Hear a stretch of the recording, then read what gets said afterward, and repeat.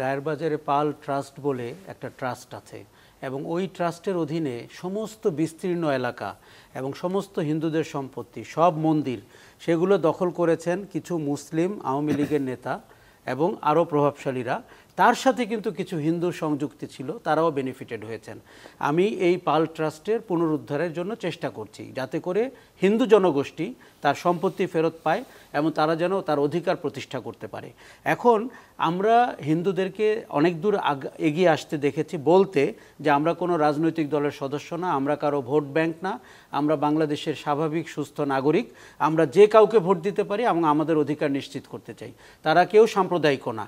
আমাদেরকে ওই চশমা থেকে নিজেদেরও বেরোতে হবে, সরকারকে এবং রাজনৈতিক দলকে।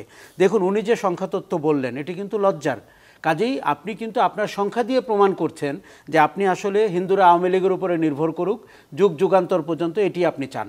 কাজেই বিএনপি বা অন্য যারা ক্ষমতায় যেতে চায় তাদেরকে নিশ্চিত করতে হবে যে সংখ্যানুপাতিক হলেও ভালো, না হলেও তারা যেন তাদের প্রতিনিধিত্ব দেখতে পায়। তারা শোনেন, গত সরকারের আমলে আমরা বাড়াবাড়ি দেখেছি, গত সরকারের আমলে আমরা অনেক অপরাধী হিন্দুকে বিভিন্ন উচ্চ পদে দেখেছি, আমরা এনবিআরে দেখেছি, পুলিশে দেখেছি, জেলা পর্যায়ে দেখেছি।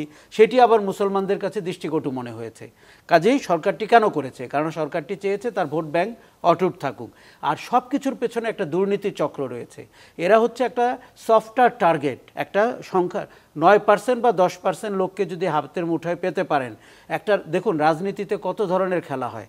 আজকে ঢাকায় বা বাংলাদেশের কোথাও হিন্দুদের উপরে আক্রমণ হোক বা না হোক, সেটি পশ্চিমবঙ্গের রাজনীতির জন্য জরুরি, সেটি বিজেপির রাজনীতির জন্য জরুরি। আপনি দেখেছেন নরেন্দ্র মোদী, অমিত শাহ নির্বাচনের আগে বাংলাদেশের সীমান্ত এলাকায় ঘোরাঘুরি করেন কেন?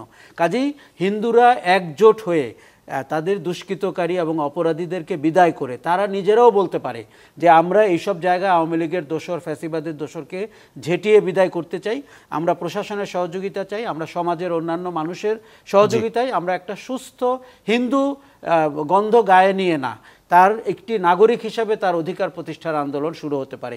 আমার ধারণা গত 100 দিনে আমি তার সুবর্ণ সম্ভাবনা দেখতে পেয়েছি। আমি অনেক বন্ধুকে সাক্ষাৎ করেছি যারা এটি চায়। আমি রায়ের বাজারে গিয়ে দেখেছি যে ওই হিন্দুরা তাদের অধিকার প্রতিষ্ঠায় সাহস পায় না, অনেক সময় বলতে পারে না, কেননা সন্ত্রাসীরা আত্মগোপনে থাকলেও সে আপনার ভয়ভীতির মধ্যে রেখেছে। সরকারকে এগিয়ে আসতে হবে, রাজনৈতিক দলকে এগিয়ে আসতে হবে। আপনি হিন্দুরা যেন আওয়ামী লীগ কিংবা ভারতের ঘুঁটি হিসাবে ব্যবহৃত না হয়, ওই কমিউনিটিকে নিশ্চিত করতে হবে, আমাদেরকেও নিশ্চিত করতে হবে।